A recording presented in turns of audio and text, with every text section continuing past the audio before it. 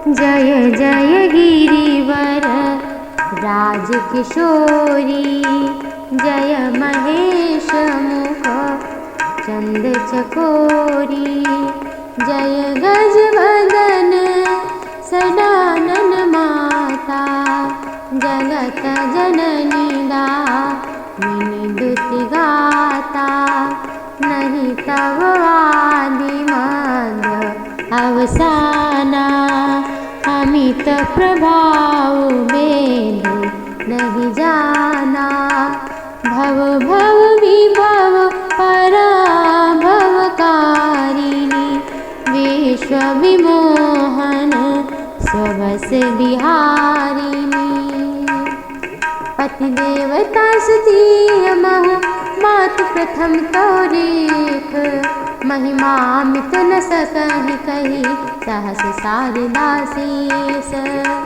सेवत तोहि सुलभ फलचारी, वरदायिनी पुरारी प्यारी, देवी पूजी पद कमल तुम्हारे, सुर नर मुनि सब होहि सुखारे, मोर मनोरथ जानहु नीके, बसहु सदा उर सबही के, कीन्हु प्रकट न कारण तेहि, अस कहि चरण गहे बैदेहि, विनय प्रेम बस भई भवानी, खसी माल मूरति मुस्कानी, सादर सिय प्रसाद सिर धरऊ, बोली गौरी हरसि हिय भरऊ, सुनु सिय सत्य शीस हमारी, पूजी मन का मना तुम्हारी, नारद वचन सदा सुचि साचा, सोबर मिलऊ जाई मनुराचा, मनु जाहि राचहु मिली सोबर, सहज सुंदर सावर, करुणा निधान सुजान सी, सनेहु जानत रावर, यही भांति गौरी असीस सुनसी, सहित ही हरसियल तुलसी भवानी, पूज पुनि पुनि मुदित मन मंदिर चली, जान गौरी अनुकूल, सियहि हर सुन जाई कई, मंजुल मंगल मूल, बामो अंग फरकन लगे, बामो अंग फरकन लगे, बामो अंग फरकन लगे। श्री रामचरित मानस में पुष्प वाटिका के प्रसंग में ये प्रसंग आता है। पुष्प वाटिका में भगवान श्री राम जानकी जी का और जानकी जी प्रभु श्री राम जी का दर्शन करके कृतकृत्य होते हैं और माता जानकी पुष्प वाटिका में स्नान के लिए गौरी पूजन के लिए आती हैं। राम जी के स्वरूप को देख करके मोहित हो जाती हैं और फिर गौरी माँ के मंदिर में दोबारा जाती हैं और माता गौरी से कहती हैं कि हे माँ, हे पर्वतों के राजा हिमाचल की पुत्री पार्वती, आपकी जय हो जय हो जय हो। महादेव के मुख रूपी चंद्रमा की ओर टकटकी लगाकर देखने वाली चकोरी, आपकी जय हो जय हो जय हो। हे हाथी के मुख गणेश और 6 मुख वाले स्वामी कार्तिकेय की माता जगत जननी, आपकी जय हो। बिजली सी कांति शरीर वाली, आपकी जय हो। न तो आपका आदि न मध्य न अंत है, आपके असीम प्रभाव को वेद भी नहीं जानते। आप संसार को उत्पन्न, पालन और नाश करने वाली हैं। विश्व को मोहित करने वाली, स्वतंत्र रूप से विहार करने वाली हैं।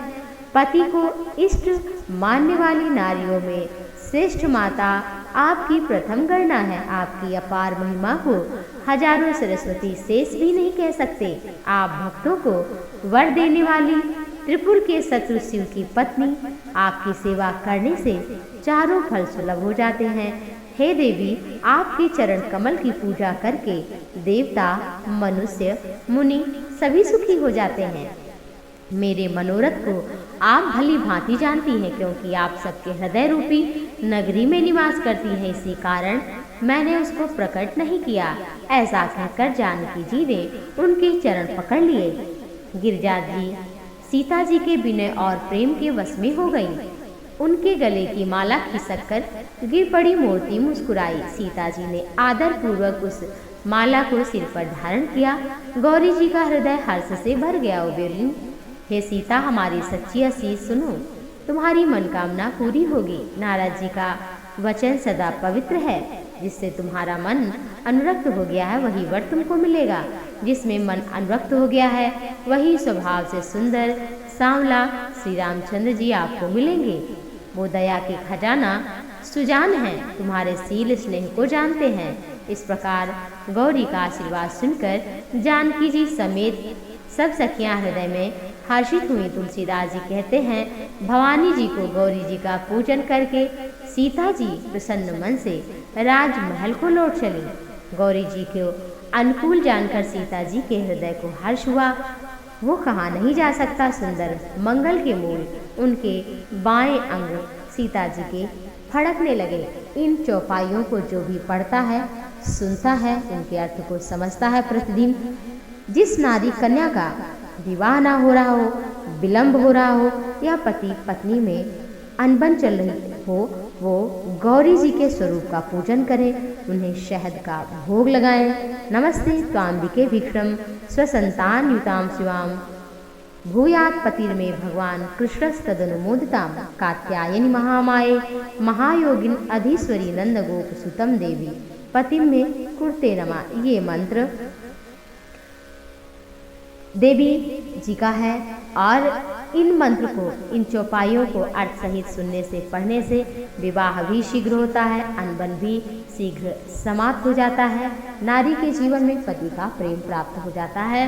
तो अगर कन्या के विवाह में देरी हो रही हो तो इन चौपाइयों को श्रद्धा भक्ति भाव से पढ़ें। लाल पुष्प गौरी माता को अर्पित करें, साथ में गांठ वाली हल्दी माता को चढ़ा दें और उन्हें कपड़े में बांधकर रख दें। विवाह होने के पश्चात किसी पवित्र नदी इत्यादि में उसे प्रवाहित कर दें।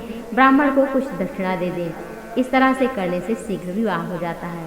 जय माँ गौरी, जय जगदम्बे, जय जय अम्बे।